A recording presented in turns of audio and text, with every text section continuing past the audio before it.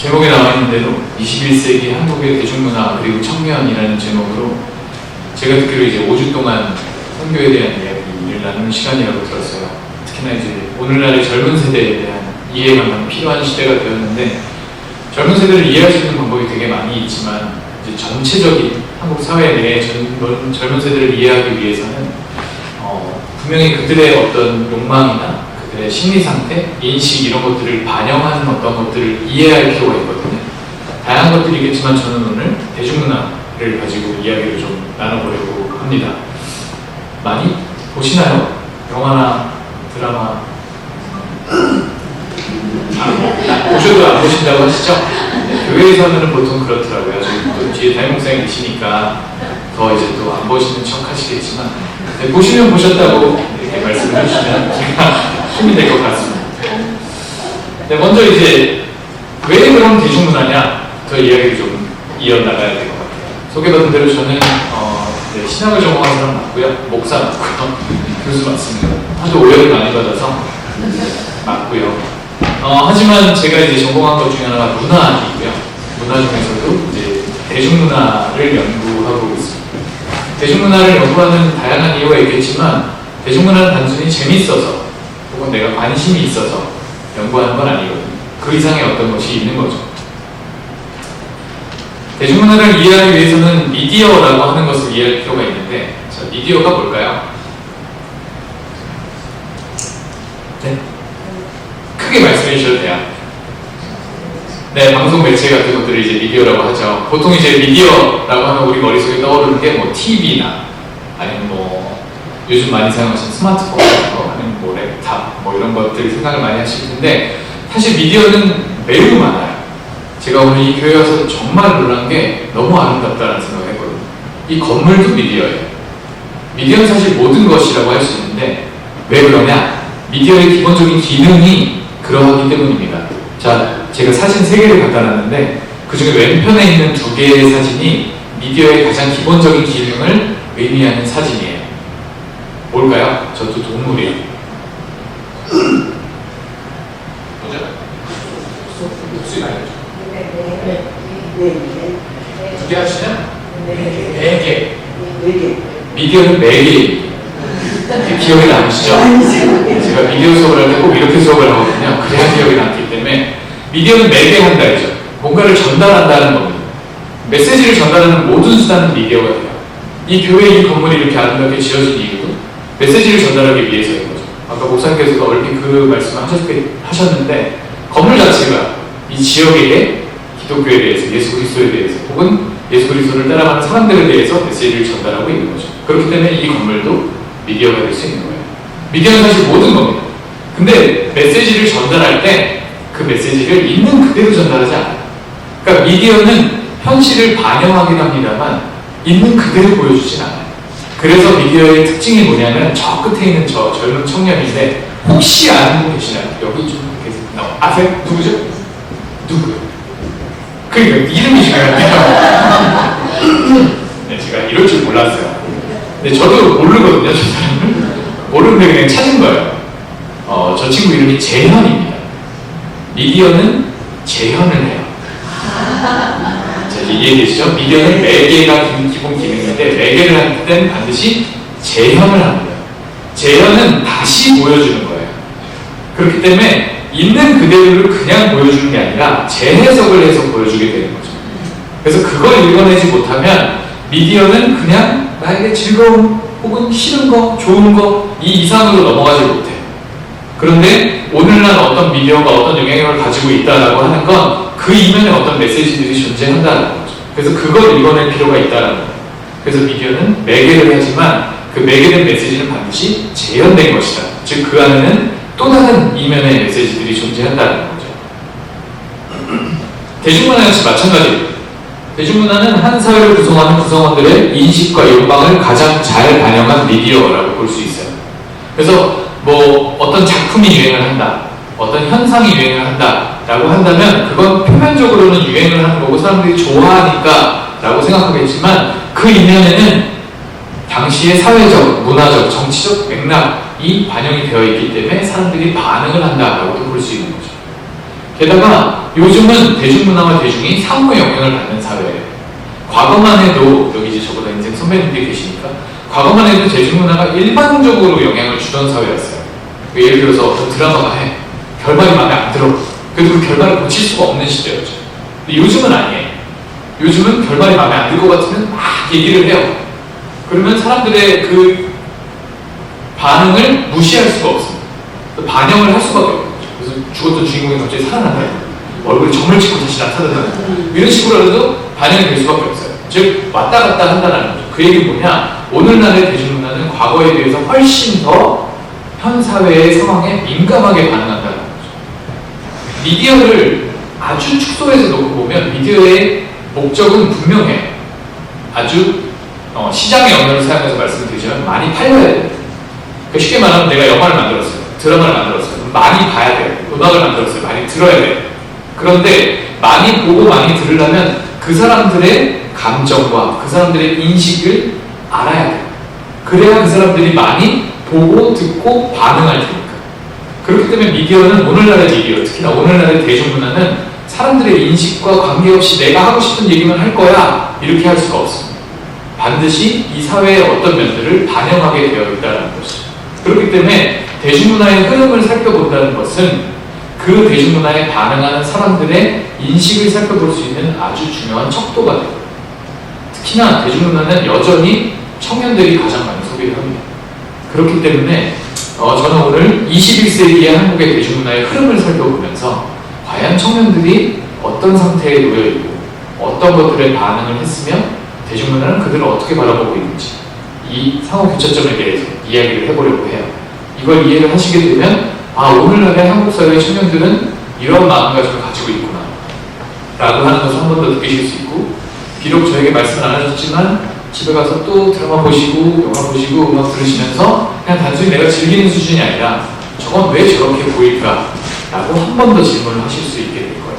그 질문의 지점이 우리가 기독교인으로서 이야기를 나눌 수 있는 지점인 겁니다. 자, 21세기의 대중문화를 알아보기 위해선 20세기부터 알아봐야 돼요. 특히나 20세기 말은 21세기의 대중문화에 매우 큰 영향을 미칩니다. 사실 이게 시대를 끊어볼 수는 없잖아요. 20세기가 됐다고 이제 다 정리되고 21세기는 전혀 새로운 게 나온 게 아니니까. 20세기 말을 생각해보면 두 가지 큰 사건이 있었어요. 첫 번째는 IMF 외환위기죠.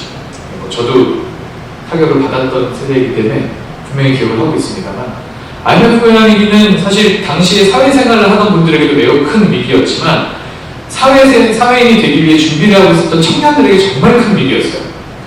대학에서는 이런 이야기를 하거든요. IMF 전후로 대학의 분위기는 완전히 바뀌었다.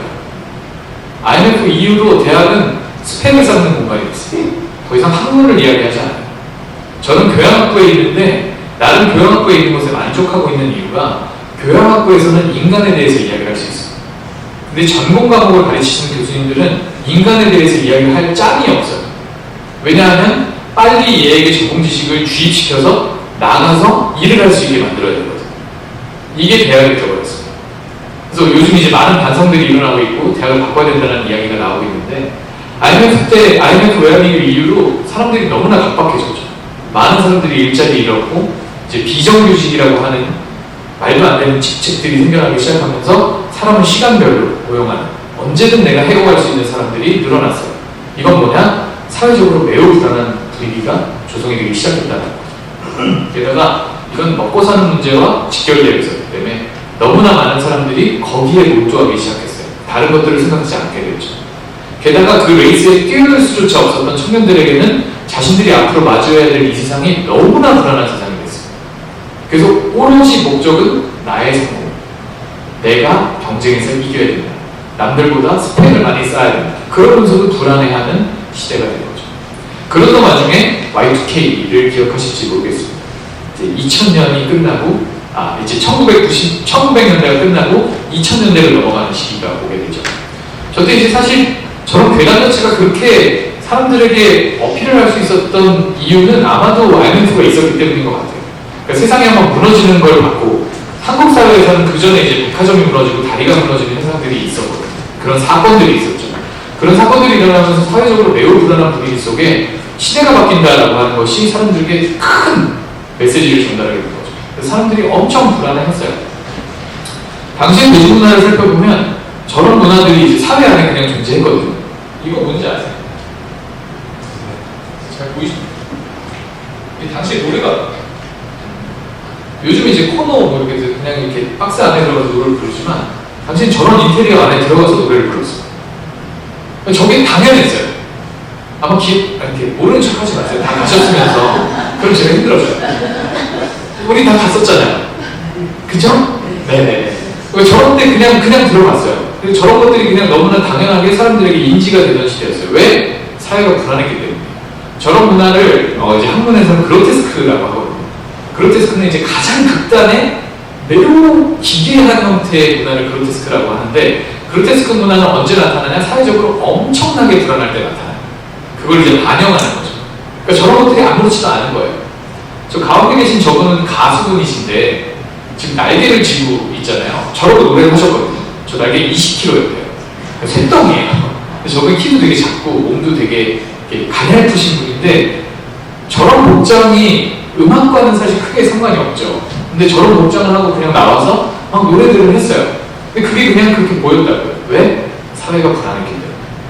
그래서 당시의 사람들은 1999년 12월 31일을 한편으로는 기다리면서 한편으로는 두려워했어요. 아마 기억이 있으실 거라고 생각합니다. 저도 그때 대학교 제가 2학년, 이제 3학년으로 올라가기 직전이었는데 다들 이제 그때는 집에 들어갔죠. 보통 이제 12월 31일이 되면 교회에 나가거나 아니면 교회 안 다니는 사람은 이제 뭐 보신다, 종로에 나가거나 뭐 이렇게 하는데 그때는 정말 다 집에 있었어요. 심지어 송구영신 예배가 취소된 교회들도 많았거든요.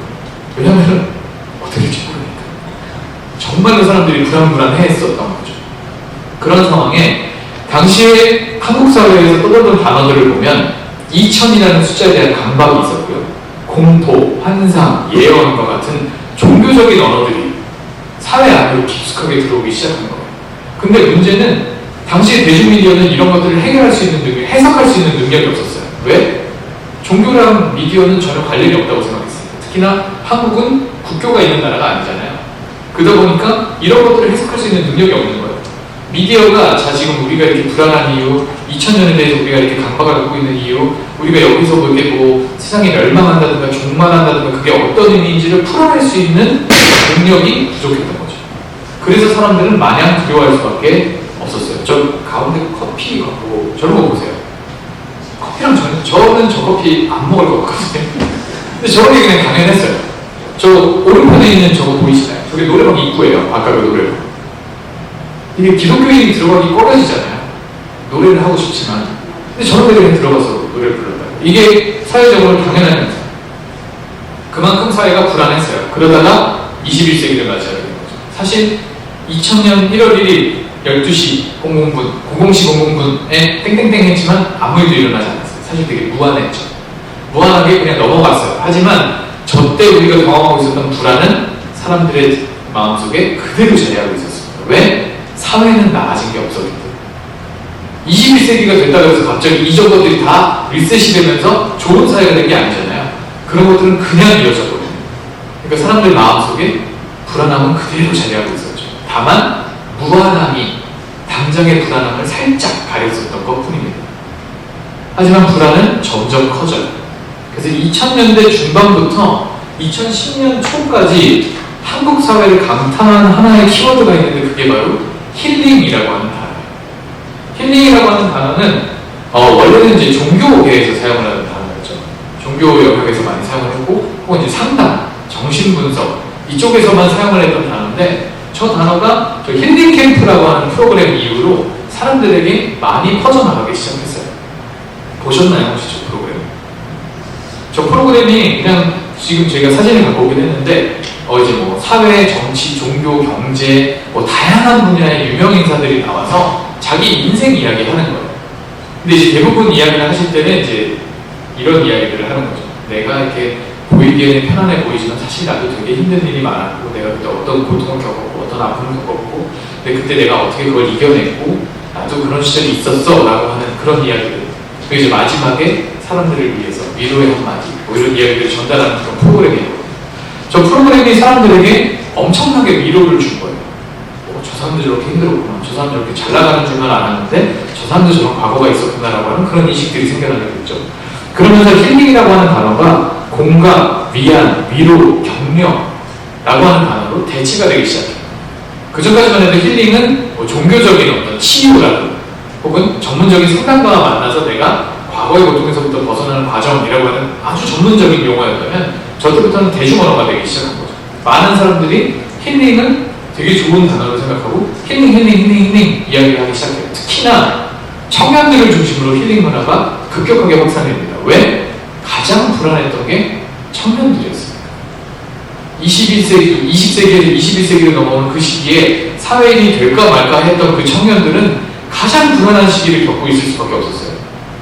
그들에게 이 힐링이라고 하는 키워드가 엄청난 위로를 준 거죠.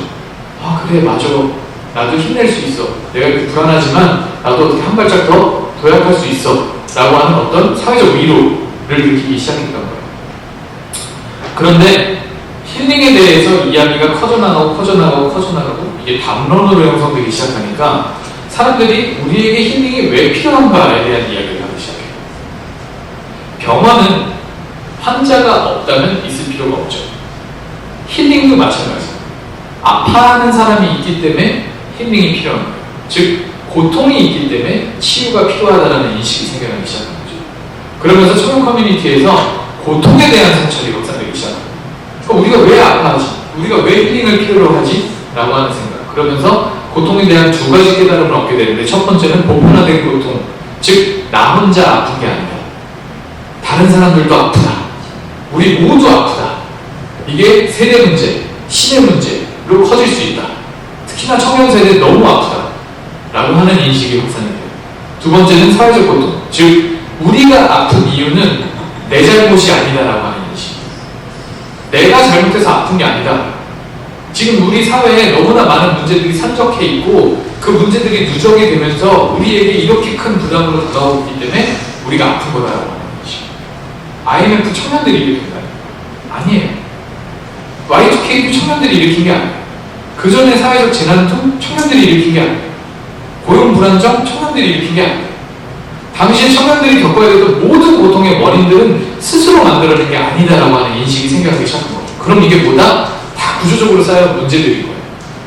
그동안 암암리에 진행되었던 불법 비리, 게다가 구조적인 문제, 기업가들이 자신들의 이익만 챙기는 태도, 정치인들은 자신들의 권력만 추구하는 태도, 이런 것들이 시민들을 제대로 돌보지 않으니까 결과적으로 사회적으로 가장 약한 청년들이 그 모든 짐을 질 수밖에 없는 상황이 됐다라고 하는 인식이 생겨나게 된 거죠. 하지만 이런 인식을 하기 시작한 청년들에게 힐링 담론은 큰 위로가 되지 못해요. 왜냐하면 나는 이겨냈어 라고 하는 이야기가 이 구조적인 문제를 해결하지 못하고 구조적인 문제는 구조적으로 해결을 해야 돼요. 그러다 보니까 청년들이 이 힐링 담론에서 한계를 느끼기 시작한 거죠. 아, 이거가 나 안 되는데 이걸로는 내 문제가 해결이 안 되는데 당장 내가 힐링 캠프 한번 보면 마음이 어느 정도 말랑말랑해지긴 하지만 내일 내가 출근하면 내일 내가 사회 나가면 똑같은 고통이 그대로 밀려오게 됩니다. 별 의미가 없게 되는 거죠. 그러면서 2014년, 15년 이 즈음에 사회적으로 엄청난 일들이 일어나기 시작합니다. M4 세대라는 표현 아시죠? 요즘 쓰지도 않아요. 당시에 만들어진 단어인데 M4는 원래 이제 3포 세대, 3포 시대, 3포 세대라고 하는 말에서 시작이 됩니다. 요즘 젊은 사람들이 연애 안 하고 결혼 포기하고 출산을 포기하고 있다. 왜? 사회가 너무 어려워서. 기성세대가 화두를 던진 거예요. 거기에 청년들이 맞대응을 합니다. 우리를 너무 쉽게 보셨네. 우린 세 가지만 포기하지 않아요. 그거 포기해서 못 삽니다. 더 포기해야 돼요. 집 포기해요. 인간관계 포기해요. 안 하면 살 수가 없어요. 저게 드릴 수 있는 돈이 없어요. 시간이 없어요. 꿈도 포기해요. 희망도 포기해요. 그게 M4예요. 청년들이 스스로 이야기한 거. 우리는 그냥 세 가지만 포기한다고 살 수 있는 사람들이 아니에요. 우리는 더 많이 포기해야 되는 거죠. 요즘 M4 세대 이야기를 안 하는 이유가 디폴트 값이기 때문에 누구나 기본 값이에요. 대학에 가보면 청년들이 희망이 없어요. 정말 희망이 없어요. 왜? 이미 다 포기한 상태로 시작을 하기 때문에 그래요. 제가 대학에서 제 강의에서 제일 중요하게 생각하는 키워드가 낭만이거든요. 대학은 낭만이 있어야 돼요. 인간이 낭만이 없는 삶은 죽은 삶이나 마찬가지인 거죠. 그래서 제가 낭만을 너무나 많이 강조를 하는데 이 친구들은 낭만을 경험해 본 적이 없어요. 그래서 제가 낭만 쿠폰이라는 걸 주거든요. 연애를 하든 친구들하고 여행을 가든 뭐 교회에서 제가 할 얘기는 아닙니다만 교양 수업이니까 전날 친구하고 술을 진짜 마셔도 상관없다. 너의 인생을 즐길 수 있는 방법이 있다면 나는 낭만 쿠폰을 줄 테니 그날 학교 안 와도 된다. 라고 하는 낭만 쿠폰을 줘요. 쓸까요? 못 써요. 안 쓰는 게 아니라 못 써요. 왜? 써본 적이 없어요. 낭만을 생각해 본 적이 없어요. 그게 내 모습이에요. 너무너무 마음이 아파요. 그런 모습만 보면. 또 하나는 수저론이죠. 수저개념론도 요즘 이야기를 안 해요. 왜? 당연하니까. 제가 가끔가다 농담으로 애들이 좋을 때 조사를 하거든요. 너희들 잠깐 눈을 감아보자. 금수저가 있다면 제발 손을 들어줘라. 그리고 나에게만 연락처를 줘라. 나는 너를 형으로, 누나로 모실 준비가 되어 있다. 제발 나에게만 연락처를 다오. 라고 해도 손을 들지 않습니다. 물론 제가 장난하는 걸 알기 때문에 분위기를 풀기 위해서라는 걸 알기 때문에 그러긴 하는데 기본값이에요. 다 대부분이 흑수저죠. 가끔가다 눈치 없는 금수저들이 있어요. 손을 듭니다. 그 제외하고 제가 여지껏 그래도 뭐 대학에서 가르친 지가 뭐 8년차 돼가는데 한 두세 명 봤어요. 두세 명 정도. 정말 눈치 없는 애입니다. 제외하고 전부 다 손을 안 들어요. 왜? 알고 있거든요. 부모가 부를, 지위를, 권력을 세습해주지 않으면 살 수 없는 시대, 살 수 없는 사회. 대한민국은 인구 대비로 봤을 때 전 세계에서 부의 세습이 가장 높은 나라입니다. 아닌 것처럼 보이시죠? 우리나라 인구가 적기 때문에. 인구 대비로 놓고 보자면 대한민국이 제일 높습니다. 물론 인구를 제외하고 놓고 보면 중국이 제일 높아요. 거기 이제 자산 자체의 규모가 다르니까. 인구 규모도 다르고. 근데 인구 대비로 놓고 보면 대한민국이 제일 높습니다. 그게 뭐냐? 부가 계속 세습이 된다는 거죠. 최근에 기사 보셨는지 모르겠는데 강남과 강북을 나눠서 S대라고 하는 대학에 들어오는 비율을 따져보면 1대4였는데 1대8로 늘었어요. 8대1입니다. 강남 쪽이 8, 강북이 1이에요. 요즘 스카이에 들어오는 아이들 예전처럼 가난하지 않습니다. 대부분 집이 잘 살아요. 예전처럼 무슨 뭐 개천에서 욕난다? 불가능한 얘기가 없습니다. 아예 없어요. 그런 시대가 된 거죠. 게다가 2014년 4월 16일 세월호 사건이 터졌어요. 한창 꿈을 가져야 될 젊은 아이들이, 청년도 아니죠. 학생들이, 고등학생들이 300명 가까이 목숨을 잃었어요. 제 인생을 바꾼 사건 중에 하나거든요. 저는 당시 미국에 있었고, 제가 잠이 들기 전에 전원 구조라고 하는 그 이렇게 자막을 보고 잠에 들었어요. 다행이다. 그래서 애들이 좀 트라우마 있겠지만 괜찮겠지. 일어났는데 세상이 바뀌어 있었어요. 아직까지 저는 하고 있거든요. 이게 4번째 발찌. 계속 끊어져요. 그래서 저 계속 하고 있어요. 이걸 혹자들은 정치적으로 봐요. 근데 저는 정치적으로 볼 수가 없어요. 이건 사람이 죽은 얘기예요. 너무나 그 아이들이 지금 살아있었으면 30대예요. 그 많은 시간이 지나가는데 아직까지도 제대로 해결이 안 됐어요. 여전히 유가족분들은 아파하고 계세요. 이런 사건들이 겹치면서 청년들이 이 단어를 만들어냅니다. 헬조선. 이게 2015년의 키워드고요. 사실 한국 사회에서는 이게 그냥 자주적인 농담처럼 들렸는데 해외 언론에서는 이걸 되게 심각하게 다뤘어요. 왜냐? 이 해안이라고 하는 단어 자체가 기독교를 베이스라고 있는 국가에서는 되게 큰 의미를 갖거든요. 매우 부정적인 의미예요. 근데 한국은 이제 기독교 사회가 아니니까 저게 그냥 농담처럼 이제 통용이 되지만 외국에서는 되게 큰 문제가 돼요. 그래서 영국에 있는 BBC였던 걸로 기억하는데, 야, 한국이 되게 잘 사는 나라고 되게 성장하고 있는 나라인 줄 알았는데 그 나라의 청년들이 자기 나라를 지옥이라고 부른다. 이게 가능한 일이냐, 왜 이런 일들이 일어나냐 하면서 당시의 청년들의 심리 상태, 사회적 상황 이런 것들을 분석하는 데이터들이 나오기 시작합니다. 사회가 인식이 더 나빠졌다고 봐요. 2000년대 말에 비해서 훨씬 더 심각해진 거예요. 나는 지옥에 살고 있다 라고 하는 태도. 그러면서 대중문화의 흐름이 바뀌는데 디스토피아 세계관이 등장합니다. 디스토피아 세계관은 사회가 정말 최악으로 치닫았을 때 나타나는 세계관이에요. 그러니까 쉽게 말하면 종말론이에요. 세상에 이제 종말이 가까이 왔다, 혹은 종말이 왔다라는 전제하에 이야기들을 만들어내는 겁니다. 그래서 뭐 세상이 멸망했어요. 뭐 소수의 인구들이 살아남았어요. 그들이 어떻게 살아납니까? 혹은 멸망으로 치닫게 있는 세상에서 우리가 어떻게 이걸 대처할 것인가, 뭐 이런 이야기를 다루는 게 디스토피아 세계관이거든요. 사회가 정말 극악으로 닥쳤을 때 튀어나온 게 디스토피아 세계관인데 2015년을 전후로 해서 한국 사회에 디스토피아 세계관을 중심으로 하고 있는 대중문화들이 갑자기 튀어나와요. 첫 번째가 좀비물입니다. 여기 좀비 나오는 영화나 드라마 좋아하시는 분 있나요? 이게 기독교인들에게 듣기가 좀 애매한 질문이긴 한데 저는 좋아해요. 저는 이렇게 찾아보는 편이에요. 자, 혹시 나는 부산행 봤다. 다이문생 나가셨거든요. 지금 기회에 손 드세요. 저 부산행 보셨나요? 킹덤 시리즈 봤다. 넷플릭스에서. 네, 있으시냐? 자, 이런 것들이 이제 좀비물인데 사실 되게 매니악한 장르죠. 소수의 사람들만 좋아해요. 그러니까 뭐 TV에서 틀어주니까 봤다, 뭐 넷플릭스에서 나오니까 봤다 하시지만 좀비물을 찾아보시는 분들은 아마 많이 없을 거예요. 혹시 있으신가요? 저밖에 없는 거죠. 저밖에 없는 거예요. 그러니까 아무도 없는 거예요. 이 정도로 되게 마이너 장르거든요. 그러니까 한국에는 좀비물이 만들어진 적이 없어요. 2015년 전까지. 그래서 저처럼 좀비물 좋아하는 사람은 외국 장르물을 봐야 돼요. 그런데 갑자기 2015년에 좀비물이 튀어나오기 시작하는 거예요. 그래서 부산행이 엄청나게 흥행을 했습니다. 부산행이 흥행하고 나서 이제 부산행에 이제 프리퀄과 시퀄이 나오게 되죠. 그래서 뭐 서울역이라고 하는 원래 이제 연상감독이 원래 만들었던 작품 서울역이라고 하는 작품이고 거기서 부산행이 나오고 이제 반도까지 가게 돼요. 그러면 이제 킹덤 시리즈는 넷플릭스를 통해서 방영이 되면서 세계적으로 흥행을 하게 되죠. 이런 거 좋아하시는 분들이 이제 또 K 좀비물이다. 뭐 이런 이제 언론에서 이런 이제 말을 붙이기 시작했는데 사실 좀비물을 많이 본 제 입장에서는 큰 차이는 못 느꼈어요. 원래 다 있는 것들이에요. 빨리 달리는 좀비, 몸짓 이상한 좀비고 이걸 K 좀비물이라고 하는데 사실 뭐 크게 차이를 느끼지 못했습니다. 그냥 뭐 제가 오히려 궁금했던 건 이게 왜 나오냐 였던 거죠. 아까 말씀드렸잖아요. 미디어는 많은 사람들이 볼 만한 걸 만든다고. 근데 한국에서 되게 많이 가졌는데 볼 사람이 거의 없는데 만약에 이 인구가 한국인을 대표한다고 하면 저 혼자 볼 텐데 왜 만들었을까? 그게 궁금했던 거죠. 뭐가 다를까?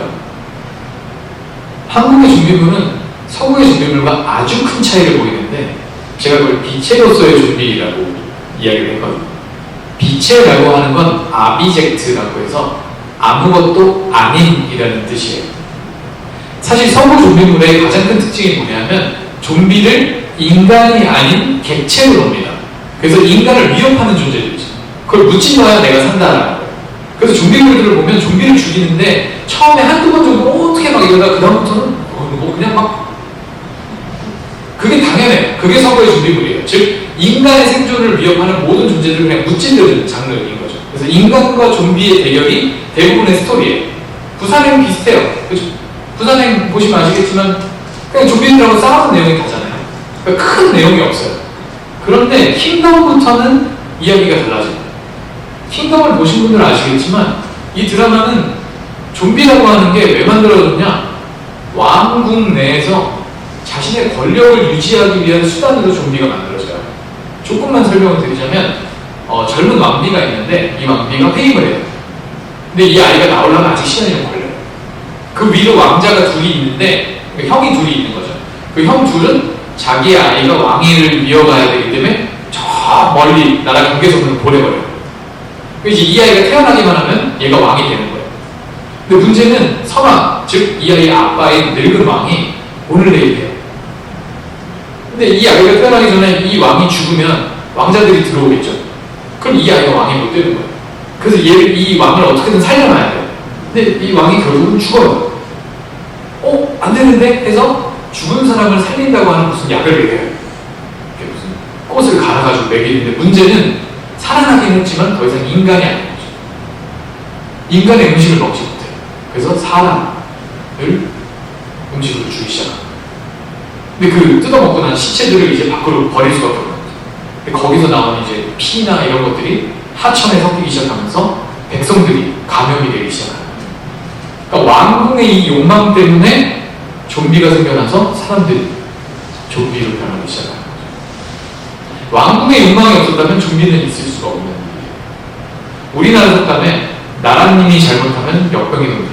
나라님이 잘못하면 나라의 기근이 된다. 이런 말이 있습니다. 즉 위에 있는 양반들이 제대로 똑바로 안 하면 백성들이, 민초들이 고생한다. 이게 우리나라의 스피릿, 정신이거든요. 그게 그대로 반영이 돼요. 좀비는 중요하지 않아요. 역병이든 기근이든 뭐 홍수든 중요한 건 뭐가 됐던 간에 나라민들, 즉 기득권을 가진 사람들이 잘못을 하니까 사회가 엉망진창이 된다는 거죠. 그래서 좀비는 중요하지 않아요. 그래서 좀비가 기체가 돼요. 아무것도 아닌 존재가 되는 거죠. 이런 좀비물들은 단순히 그냥 우리가 보고 서구의 좀비물처럼 막 짜릿하다 혹은 막 스릴 있어 이런 장르가 아니에요. 하나 더 들어가서 보게 되면 도대체 무엇을 이야기하려고 하는 건가가 보이게 되는 거죠. 즉 기득권들의 욕망 때문에 시민들이, 국민들이 고통을 받고 있다라고 하는 걸 보여주고 있습니다. 그 이후에 나온 작품들을 보면 이런 메시지들이 더 정확하게 보이거든요. 이 지금 우리 학교는이라고 하는 작품을 보면 너무나 명확하게 보여요. 다시는 어른들에게 아무 부탁 안 할 거예요 라고 하는 대사가 나와요. 저건 이제 고등학교에서 일어나는 일이에요. 고등학생들이 이제 학교 안에 좀비가 창궐을 해서 이 아이들이 이제 스스로 살아남아야 어른들이 나오긴 하는데 어른들이 아무것도 못해요. 심지어 저 좀비 바이러스가 어른들이 만들었지만 어른들은 해결할 수 있는 능력이 없어요. 그래서 보통 이게 전 세계 대중문화물에는 불문율이라고 하는 게 있는데 그 중에 하나가 뭐냐? 아이들하고 학생들은 잘 건드리지 않아요. 근데 이 작품에서는 고등학교를 폭파시켜버려요. 미사일을 쏴서. 이런 장면은 잘 나와요. 특히나 학교를, 애들이 있는 학교를 때려부수는데 이런 건 잘 없어요. 그만큼 매우 자극적인데 이 드라마는 명백하게 보여주는 게 세월호 사건이에요. 아이들에게 기다리라고 했잖아요. 가만히 있으라고 그랬잖아요. 그러고 아무것도 못 해줬잖아요. 그대로 보여주고 좀비든 뭐 드라큘라든 살인마든 상관없어요. 좀비가 중요한 게 아니라 이들이 이야기를 하고 싶은 건 무책임한 어른들인 거죠. 이를 버려놓고 아무것도 하지 못하는, 특히 저 주인공 아빠가 정말 무책임하게 나오고 왜 왔는지 모르겠어요. 다른 구하기까지 와서 그냥 좀비물에 죽어요. 저 아저씨 왜 왔지? 출연료 때문에 나왔나? 약간 이런 생각이 들 정도로 아무것도 정말 무능하게 나오거든요. 그런 걸 놓고 보면 바로 알 수 있죠. 또 하나가 이 영화인데 살아있다라고 하는 영화를 보면 이 영화는 이제 청년들이 살아남는 과정을 그리거든요. 이 영화는 아파트에서 일어나는 일이에요. 아파트 안에 갇힌 두 청년이 좀비들로부터 이제 살아남기 위해서 노력을 하는 과정을 보여주면서 이제 막 어떻게든 살아남으려고 하는 그런 이제 스토리라인을 따라가요. 사실 그렇게만 놓고 보면 크게 이렇게 뭐 다른 좀비물과 차이가 없는 것처럼 보이지만 중요한 건 청년 둘이라는 거죠. 둘 다 사회에 적응을 못한 사람들이에요. 한 사람은 직장이 없어요. 한 사람은 상처를 많이 받았어요. 그러니까 청년들을 대표하는 표상인 거죠. 이 표상이 계속해서 쫓겨요. 근데 그 좀비들이 뭐냐? 직장을 가지고 있었던 좀비들이에요. 제가 여기 사진도 갖다 놨는데 저 소방관 좀비 막 이렇게 나오고. 그러니까 좀비가 됐는데도 직업의식이 있어요. 그래서 계속 줄을 타요. 그러니까 직장을 가진 사람들, 즉 이미 사회인이 된 어른들이 계속해서 사회에서 자리를 잡지 못한 두 청년을 쫓는 거예요. 명백하게 보이는 게 있죠. 이게 살인마든 좀비든 상관없다니까요. 좀비는 중요한 게 아니에요. 뭘 보여주고 싶은가라는 거죠. 결국은 이 두 청년이 아파트 옥상까지 쫓겨요. 그 다음 어떻게 됐을까요? 좀비들이 막 몰려와요. 이 두 청년이 떨어져요. 여기서 영화가 끝났으면 정말 완벽한 영화였다고 저는 생각을 해요. 정말 사회가 청년들을 턱끝까지 보는구나, 명작이다라고 할 뻔했는데 반전이 있어요. 영화가 이게 망한 이유가 있어요. 갑자기 미군이 나타나서 떨어지는 청년들을 구해요. 이게 말이 되지 않잖아요. 아파트에 떨어지는 걸 어떻게 헬리콥터에서 잡아요. 그러니까 거기서부터 이 영화 말이 안 되기, 그래서 망했다라고 생각을 하긴 하는데 어쨌든 그 떨어지는 것까지는 매우 잘 그려냈어요. 뭐를? 사회가 청년들을 몰고 있다는 거. 중요한 건 좀비가 아닌 거예요. 그런데 사실 한국의 좀비물들은 이미 독립영화판이나 혹은 웹툰계에서는 이미 만들어지고 있었어요. 좀비물에 대한 관심이 없으니까 몰랐던 거죠. 이 독립영화계나 웹툰계에서는 어떤 이야기가 나오고 있었냐? 우리가 좀비다라고 하는 인식이 있었어요. 왜? 사회가 좀비만도 못한 인간들이 너무 많아. 야, 좀비가 도대체 뭐고 인간이 도대체 뭔데? 인간이 좀비보다 나을 게 뭐냐? 훨씬 더 욕망에 충실하고 자기가 살기 위해서 남 뜯어먹고 남 괴롭히고 남을 죽이려고 하고, 그럼 누가 도대체 인간이냐? 좀비가 더 인간다운 거 아니냐? 그냥 본능에만 충실하지만 좀비는 배고프면 배만 부르면 더 이상 아무도 건드리지 않아요. 동물이랑 비슷한 거죠. 그럼 누가 사람다운 거고 누가 좀비가 된 거냐? 라고 하는 질문들이 나오기 시작하면서 이런 독립영화들에서는 좀비가 우리다, 미래가 없다, 하지만 우리는 그래도 인간성을 유지하고 싶다. 인간다움. 그건 뭐냐? 나의 욕망을 위해서 타인을 마구마구 해치지 않는 그런 모습을 보여주고 싶다라는 거죠. 웹툰에서도 비슷한 이야기입니다. 우리가 좀비다. 좀비가 인간들이 인간 같지 않은 이 세상에서는 차라리 좀비가 인간 같다라는 거죠. 그래서 이 웹툰을 보면 좀비들이 나오긴 하는데 좀비가 더 따뜻해. 좀비가 더 인간 같아. 그리고 되게 고민을 많이 해요. 나는 도대체 뭘까라는 거에 대해서. 근데 인간들은 고민하지 않아요. 살기 위해 남을 해치는 것에 뭐 이렇게 고민이 없어. 근데 좀비들은 오히려 고민해. 좀비가 되어가고 있는 주인공은 고민해. 나는 어떻게 살아야 되지? 내가 어떻게 하면 다른 사람들을 해치지 않고 살 수 있을까를 고민해. 그럼 누가 도대체 나쁜 거냐라는 질문들을 던지게 되는 거죠. 그러니까 이런 작품들이 갑자기 떠오른 이유는 청년들의 고민들, 청년들의 상황들을 반영하고 있기 때문이에요. 거기에 사람들이 반응을 한 거죠. 물론 이게 표면적인 것만 보면 긴장감 있고 스릴 넘치고 게다가 흥미롭고 하기 때문에 보지만 그 이면을 보게 되면 저기에는 청년들의 삶이 녹아들어가는 거죠. 또 하나의 장르는 오컬트라고 하는 장르. 시간이 조금만 빨리 가겠습니다. 오컬트라고 하는 장르는 되게 다양한 장르를 의미하는데 뭐 요즘 이제 아이가 주변에 있다 뭐 SCP나 뭐 백룸 뭐 이런 네. 오컬트는 뭐 쉽게 말해서 이제 뭐 신령 여기 보면 신령, 주술, 점성, 악령, 병이, 퇴마 뭐 이런 특히나 외계인 뭐 이런 여러 가지를 다루는 즉 초자연적인 현상을 다루는 모든 것을 오컬트라고 해요. 그런 것들을 오컬트라고 부르는데 이런 현상들을 다루는 영화나 드라마를 오컬트물이라고 하는 거죠. 근데 이것도 역시나 마이너 장르였는데 2015년에 갑자기 떠오르게 돼요. 게다가 특이한 점이 하나 더 있었어요. 우리나라 스타일의 오컬트물이 아니었던 거죠. 자, 그래서 우리나라 스타일의 오컬트물은 뭐냐? 아마 아실 겁니다. 전설의 고향. 이게 우리나라 스타일의 오컬트물이에요. 우리나라 오컬트물에는 이 귀신이라고 하는 존재가 나오는데 이 귀신이 나타난 이유가 분명해요. 왜 귀신이 왜 생기죠? 한 때문에 생겨요. 다 이해하시잖아요. 보통 한을 가진 존재는 사회적 약자들이에요. 왕 귀신 보셨어요? 없어요. 양반 귀신은 없어요. 대부분 귀신은 약자들이에요. 특히 여성들, 혹은 신분이 낮은 사람, 혹은 아이들, 혹은 결혼하지 못한 총각. 대부분 사회적 신분이 낮은 사람들이에요. 이 사람들이 사회적 억압을 받아서 한이 생깁니다. 그럼 죽어서 귀신이 돼요. 그럼 이 귀신을 없앨 수 있는 방법은 뭘까? 한을 풀어주면 돼요. 그래서 종교인들이 종종 나오죠. 무속인들이 나오긴 하는데 이 무속인들이 귀신과 싸우는 사람들이 아니에요. 한을 풀어주는 사람들. 지금도 뭐 무속인들이 있지만 우리가 굿을 되게 오해를 많이 하는데 굿은 해왕의 역할을 하는 거예요. 지금 원한을 풀어주는 역할을 하는 거예요. 이게 한국식 오컬트예요. 그래서 원한이 풀리고 나면 귀신이 사라져요.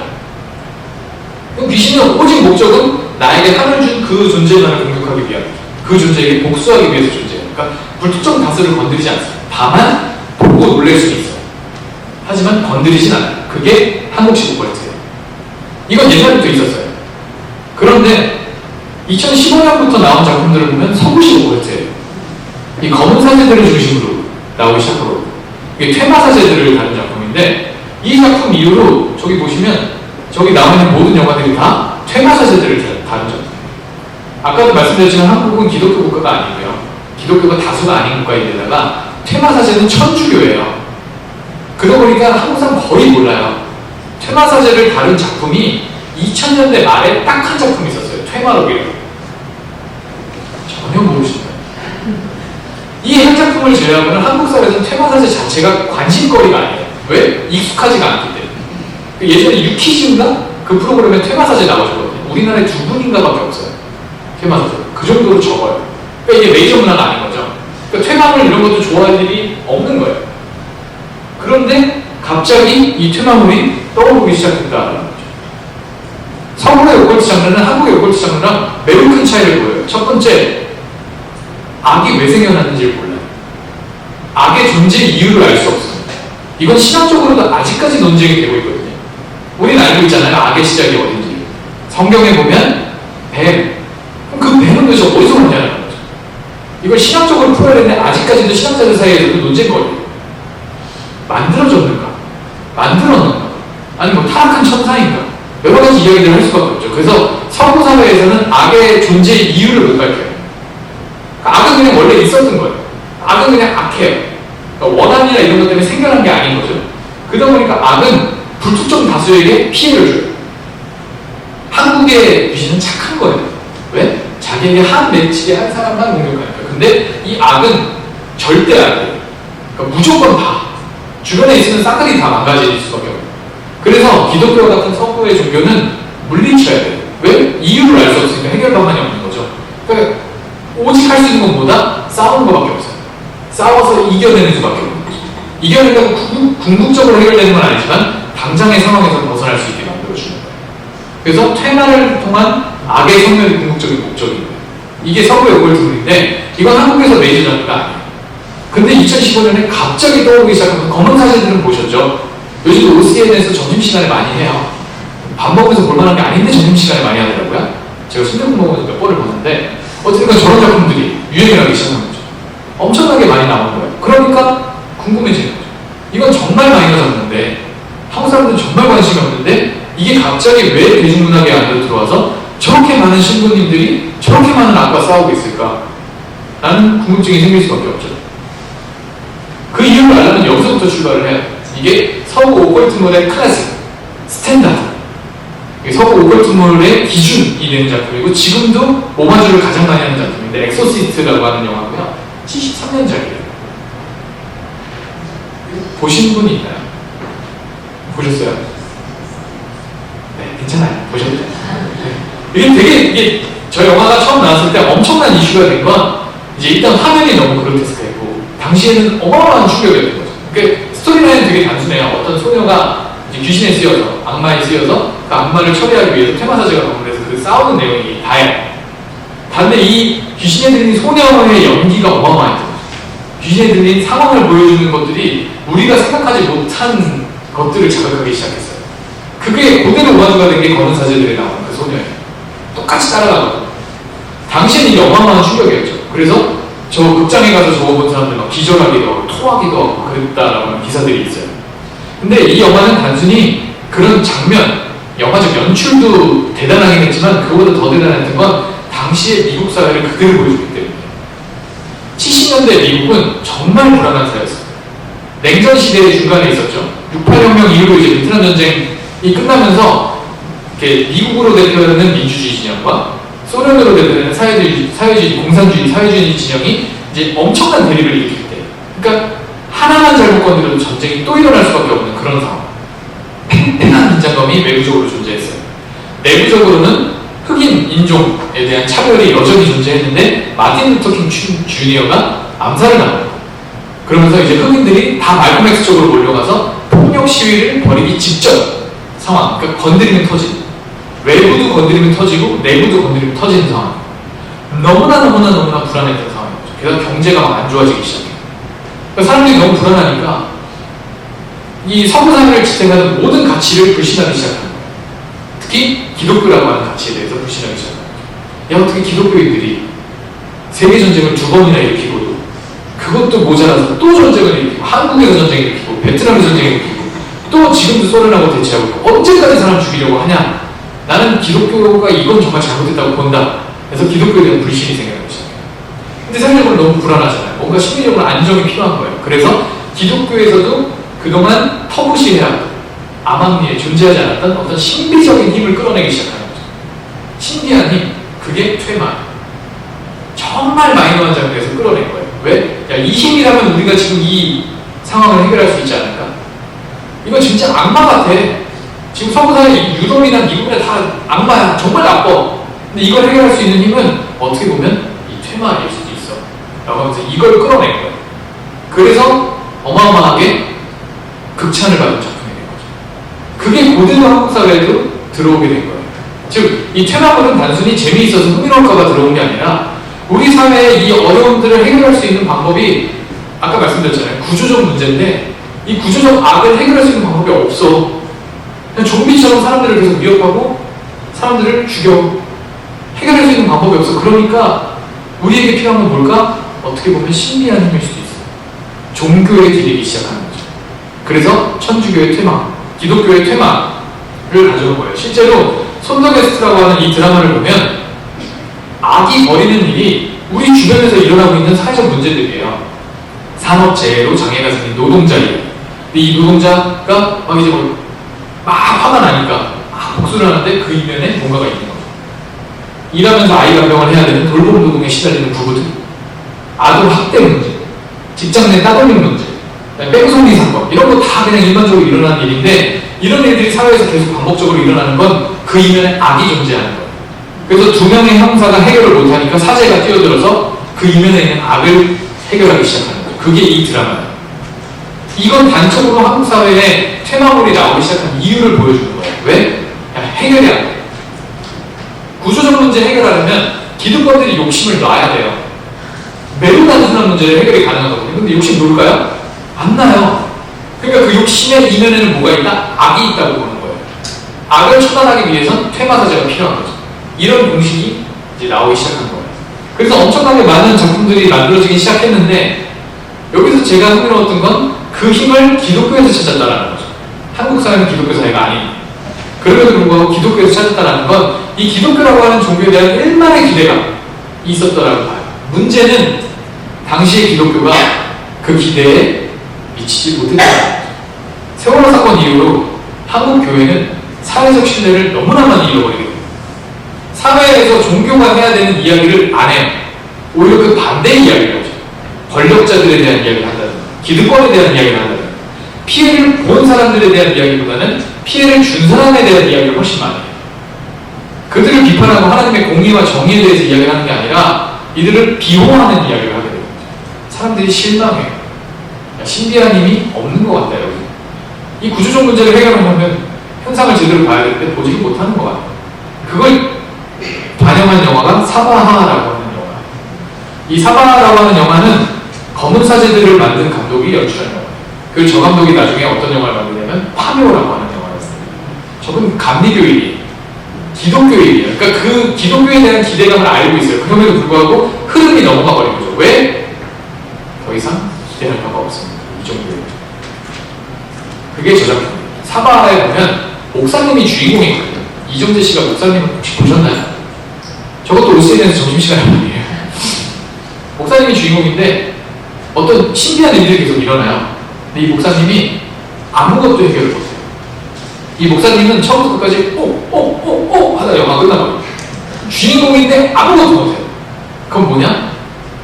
현실적으로 해결할 수 있는 능력이 이 종교에 없다라는 거죠. 근데 그 외에 되게 신비한 종교들이 나오거든요. 되게 컬틱한 종교도 나오고 불교도 나오고, 심지어 저기 보시면 이정재 씨 옆에 있는 분이 저희 영화에서는 고등학교 후배고 스님으로 나와요. 근데 저분은 해결을 많이 해요. 뭘 보여주고자 하는 거예요? 불교가 기독교다, 그걸 보여주려는 게 아니라 사회적으로 기독교가 신뢰를 잃어버린 거죠. 그래서 2020년 이후로 저 사제들이 나오는 퇴마물은 더 이상 나오지 않습니다. 우리가 기억하는 건 오직 저 멋진 옷을 입은 배우들밖에 없어요. 얼굴밖에 없는 거죠. 강동원 씨, 뭐 저런 사람들만 기억하는 거지 더 이상 사제라고 하는 존재가 신비한 존재가 아니에요. 그러면서 이게 넘어가요. 어디로 넘어가냐? 무속으로 넘어가요. 그리고 새로운 장르물이 나오기 시작했지. 시간 조금 오바됐는데 해도 괜찮을까요? 아, 네. 첫 번째 무속이에요. 요즘은 무속 전성시대라고 해도 과언이 아닐 정도로 무속이 대중문 안으로 엄청나게 들어와 있습니다. 뭐 K-POP 데몬헌터스 아이가 있으시다면 3번, 4번은 보셨을 텐데 저는 공감이 안 되는 만화예요. 되게 서구식 장르긴 했지만 어쨌든 이제 무속을 다루는 작품이었고요. 신들린 연애라고 요즘 연애 프로그램 되게 많이 하잖아요. 모른 척 하지 마세요. 다 보시면 돼요. 나는 솔로 이런 거 보시면서. 네, 그런 프로그램 중에 하나로 신들린 연애라고 하는 프로그램이 나왔는데 저기 뭐냐면 저 무속 관련 사람들이 나와서 연애하는 프로그램이에요. 이게 흥미로울 수밖에 없는 게 저들은 예언을 하는 사람들이잖아요. 나름 이제 운명을 맞추는 사람들이잖아요. 처음에 상대방을 보여주지 않고 점을 쳐요. 그래서 너의 짝이 누구냐? 점을 치는 거예요. 그래서 어떤 그 출연자 중에 한 사람이 점을 쳐서 어떤 짝을 찾았어요. 근데 실제로 만나보니 내 마음이 끌린 사람 다른 사람이에요. 이 사람이 어떤 선택을 했을까? 그런 사람이 둘 나오는데 한 사람은 포기해요. 내 마음 자꾸 딴 데로 가니까 난 포기하겠다 해서 포기하는데 또 한 사람은 나는 내 마음 반대로 가겠다. 운명은 내가 개척하는 거다. 라고 하면서 점 나온 대로 가지 않고 내가 마음에 드는 사람한테 가요. 그러니까 이게 되게 센세이셔널한 이슈가 된 거예요. 야, 그럼 점 치는 사람이 점을 못 맞춘 거야? 근데 이 사람이 되게 의미심장하게 운명은 만들어나가는 겁니다. 이게 사람들에게 와! 이렇게 된 거예요. 점을 치긴 하지만 거기에 맹신하지 않고 자신의 운명을 개척해 나가는 멋진 젊은 무속인 뭐 이렇게 이미지가 만들어진 거죠. 그러면서 엄청나게 떴어요. 운명전쟁 4부라고 저거 이제 무속인들이 나와서 서바이벌 프로그램 하는 거예요. 안 될 거라고 알고 있었고 이게 이슈몰이만 될 거라고 생각했는데 어찌 됐건 저런 것들도 사람들이 많이 봐요. 기독교인 중에 점 보는 사람 몇 퍼센트나 될까요? 네? 얼마나 돼요? 많을까요? 적을까요? 많아요. 국민 대비를 놓고 보면 별 차이가 없습니다. 비율로. 그러니까 비기독교인하고 기독교인하고 비율로 놓고 보면 차이가 없어요. 게다가 청년세대 엄청 높거든요. 50% 이상이에요. 아래로 내려갈수록 많이 봅니다. 대학생, 이게 뭐 이렇게 비공식적으로 조사한 거에 따르면 70%가 나와요. 한 번씩은 다 봐요. 아이들이 아침에 켜는 앱이 보통 두세 가지 정도 되는데 주식에, 소셜미디어, 운세. 운세 앱은 늘 상위권 안에 들어가 있어요. 뭘 의미할까요? 불안한 거예요. 불안하니까 알고 싶은 거예요. 사실 그게 맞나요? 에이, 맞을 리가 없죠. 맞으면 저는 여기 없어요. 제가 길 가다가 어떤 분이 자기 뭐 이렇게 사주팔자 뭐 자기 뭐 다 사선 뭐 다 봤다 뭐 그러면서 저 용이 됐습니다. 근데 지금 이목이래. 어떡하는 거예요? 눈썹을 미르거든요. 아니 눈썹을 다듬으면 다듬었거든요. 이목이잖아요. 그리고 여기 없어야 용이 되는 거 아니에요? 다음에 그분을 우연한 기회에 또 만났는데 갑자기 저를 보더니 전생에 영국 신사 아니 지난번에 저 용이라고 기억을 못해요. 그러면 사실 이게 100% 맹신할 수 없는 건데 그럼에도 불구하고 저쪽으로 자꾸 가고 있는 이유는 사회가 불안한 거예요. 아까 거기서 이어진 거예요. 오컬트의 심리에서 이어진 거예요. 사회는 너무 불안하고 분명히 악이라고 하는 게 존재하는데 기독교라고 하는 제도 종교는 해결을 못해요. 그럼 어디로 간다? 신비한 종교로 가는 거죠. 한국 사람들은 기본적으로 무속의 속성이 있어요. 이게 우리의 종교성이라고도 할 수 있는데 누구나 다 가지고 있거든요. 저런 거예요. 이게 한국 사람의 DNA예요. 거기에 끌림이 더 있게 되는 거죠.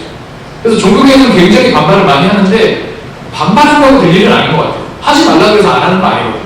이게 도대체 정확하게 뭔지를 알려주는 게 더 중요하다고 생각해요. 근데 그 전에 우리가 이야기를 해야 될 건 나쁜 거예요라고 말하기 전에 왜 그걸 하고 있는지에 대한 이해가 필요한 거죠. 얼마나 불안하면 하겠어요. 하나님은 대답이 참 느리신 분 같아요. 그리고 또 미세한 음성이잖아요. 잘 안 들려요. 저기는 앱만 넣으면 바로 나오네요. 그러니까 저쪽으로 가는 거죠. 그러니까 뭘 원하는지를 알아요. 물론 그게 다는 아니겠죠.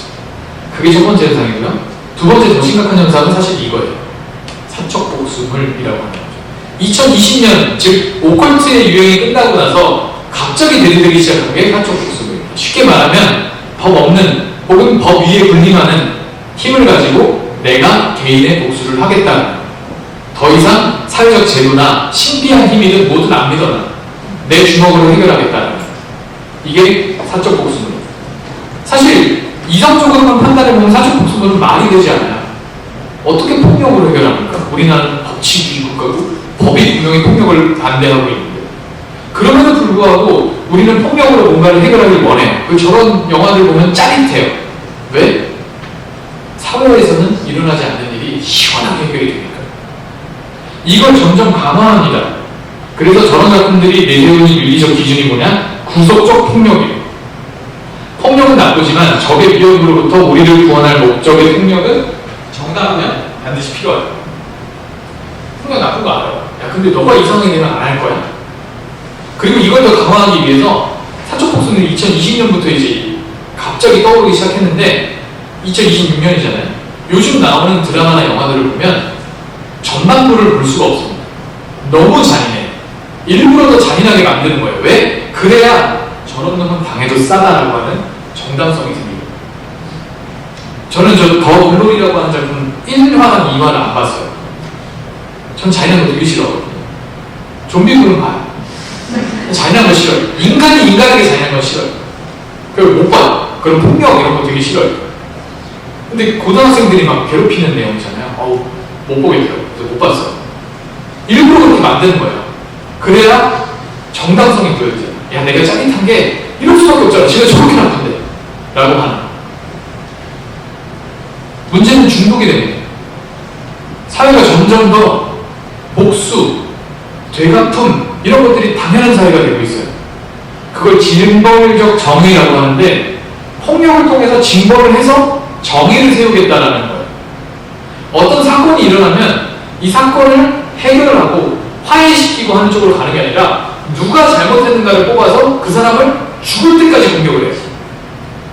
이 두 사건이 있었는데 저 사건만 놓고 보면 지금 이제 축구를 하시니까 손흥민 씨랑 이강인 씨, 손흥민 선수랑 이강인 선수가 이제 라커룸에서 다툼이 있었죠. 그런데 이강인 선수가 후배인데 손흥민 선수는 같이 주장이었고요. 주장한테 말하자면 이제 덤빈 거예요. 그러니까 손흥민 선수가 이제 일종의 훈계를 하니까 이제 덤빈 거죠. 덤비는 과정에서 약간의 충돌이 있어서 손흥민 선수가 손가락을 다쳤죠. 근데 경기 중이었거든요. 여론이 이강인 선수한테 엄청나게 쏟아지기 시작합니다. 당연히 비난의 여론이겠죠. 게다가 손흥민 선수는 국민 영웅이잖아요. 이강인 선수가 공개 사과를 해요. 안 받아들이고 넌 진짜 나쁜 놈이야! 막 그러면서 계속 처벌만 요구하는 거죠. 경기 끝나고 나서 손흥민 선수가 영국으로 건너가고요. 이강인 선수가 영국으로 날아가요. 그래서 손흥민 선수랑 또 화해를 해요. 그 화해하는 장면을 소셜미디어에 올리고 심지어 손흥민 선수가 저희가 화해했습니다. 앞으로 이런 일 없을 겁니다. 그러니까 저희 이강인 선수 예쁘게 봐주세요라고 얘기를 했는데 거기 또 댓글이 달려요. 너는 막 이렇게. 그러니까 처벌만 하기를 원하는 그게 정의라고 생각합니다. 그래서 이강인 선수가 나중에 한국에 돌아와서 우리나라에서 아시안게임인가 뭔가 열릴 때 뒤에서 선수들 연습하고 있는데 운동장 한가운데서 3차 기자회견. 제가 진짜 잘못했어요. 근데 이미 시점이 거의 1년이 지나가는 시점이었는데도 또 사과를 해야 됩니다. 그래도 여론이 젖혀지죠. 이강인 선수에 대한 비난이 계속 쏟아집니다. 저 사건 하나를 위해서. 둘이 화해했으면 된 거예요. 합당한 조치가 있었으면 된 거예요. 물론 다행히 큰 사건이 아니었잖아요. 그러면 화해를 하는 것에 우리가 만족을 하고 그래 아름다운 정의가 세워졌다라고 가야 되는데 아니에요. 끝까지 몰아치는 거죠. 이걸 징벌적 정의라고 합니다. 문제는 폭력은 폭력으로 그러다 보면 악은 더 거대해질 수밖에 없다는 거죠. 그런데 우리는 여기에 중독이 됐어요. 그래서 벗어나지 못해요. 쉽게 비유를 해보면 고구마를 먹다가 사이다를 마셔본 사람은 사이다를 끊을 수가 없어요. 이게 여러분들, 이게 선배님들 계시 고구마를 먹다가 물김치를 먹어본 사람은 물김치를 끊을 수가 없어요. 무슨 말인지 아시죠? 이게 정당한 중독된 폭력이에요. 갈수록 거대해지는 거. 폭력은 폭력으로 대응할 수밖에 없어요. 그 이상이 없는 겁니다. 요즘 이거 보셨나요? 이거 이제 엄청 이슈죠. 이게 다루고자 하는 게 단순한 폭력은 아니거든요. 사실 이걸 이해하는 조금 다른 접근이 필요한데 이제 겉면에는 폭력만 이야기를 하다 보니까 사적 보수물처럼 보이게 되는 거죠. 이렇게 사적 보수물이 계속 나오면 나올수록 우리는 매우 심각한 사회적 문제를 대할 수밖에 없게 됩니다. 다만 웹툰계에서는 또 다른 문화가 나타나고 있습니다. 청년들은 웹툰을 안 보거든요. 청년들은 현실 사회에서 사적 복수가 일어날 수 없다는 걸 인지하고 있어요. 그래서 웹툰계에서는 조금 다른 장르가 유행하는데 그게 뭐냐면 회귀물이에요. 과거로 돌아가는 거예요. 과거로 돌아간다면 나는 이미 현대의 지식을 갖고 있으니까 다르게 살 거야. 근데 대부분 자기의 욕심만을 위해 살아요. 그런 내용이 대부분. 혹은 복수를 하더라도 자기의 복수를 하는 거죠. 근데 과거로 돌아가는데 또 현실 세계를 살아가면 이 복수라고 하는 건 정당화될 수가 없잖아요. 그러니까 세계관을 바꿔버려요. 그래서 과거로 돌아가는데 무슨 무형 세계로 들어간다. 판타지 세계로 들어간다. 중세 시대로 날아가고 마법사의 세계 이렇게 날아가면 거기는 폭력이 괜찮은 사회잖아요. 법으로 치비되는 사회가 아니니까. 그러니까 거기에서 복수를 하는 내용들이 나와요. 그러니까 짜릿해도 돼. 이런 거를 정당화시켜주는 거죠. 사적 복수의 위법성을 소거해요. 근데 여기서 또 하나의 문제가 발생해요. 뭐냐? 주인공이 돌아가면 약해요. 그러니까 얘가 성장하려면 오래 걸리고 재미없잖아요. 그래서 게임이라고 하는 세계관을 덧붙입니다. 이렇게 되면 주인공이 돌아가는데 얘는 처음부터 능력치가 엄청나게 센 캐릭터가 돼요.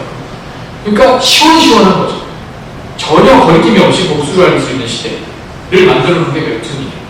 통쾌함을 최대치로 설정하게 됩니다.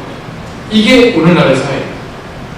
청년들은 여기에서 카타르시스를 느껴요. 모든 이 악에서부터 우리 지금 21세기 대중문화의 흐름을 봤지만 결과적으로 이들을 고통스럽게 만드는 너무나 거대한 악들이 있는데 그건 결국 구조적인 문제들인 거죠. 해결이 안 되니까 결국은 무속이라고 하는 것에 의지를 하거나 아니면 내가 복수를 하고 싶다. 근데 실제로는 할 수가 없으니 이런 것들을 보면서라도 풀겠다. 근데 이게 점차 현실 사회로 뻗어나오고 있어요. 소셜미디어 같은 거 많이 하시는 분들 아시겠지만 사적 복수 업체들이 늘어나고 있고요. 거기서 보셨어요? 학폭에 대응하기 위해서 조직폭력배를 고용하는 경우들이 생깁니다. 아니 거기 가서 폭력을 쓰는 게 아니에요. 괴롭힘을 당하는 아이 부모가 조직폭력배를 고용해요. 그럼 이 아이의 삼촌인 척 연기를 해주는 거예요. 더 이상 건드리지 않는 거죠. 이건 올바른 사회가 아니에요. 근데 그렇게 사회가 변하고 있어요. 그렇게 되면 내 억울함을 풀어야 돼요. 구조적 문제가 해결이 됐다면 학폭은 없어야 되는 거죠. 이미 우리가 너무 많은 것들을 그대로 물려주고 있기 때문에 청년들이 이렇게 되고 있다는 거죠. 그럼 마지막으로 우린 뭘 해야 될까? 그것만 같은 현실을 있게 하는 통쾌한 사회는 현실 사회는 존재하지 않아요. 어쩌면 우리는 힐링도 초현실적인 힘도 복수를 할 수 있는 능력도 아닌 묵묵히 고구마를 씹어 삼키는 모습을 가진 사람을 현실에서 마주하기를 기다리고 있는 것일지도 모르죠.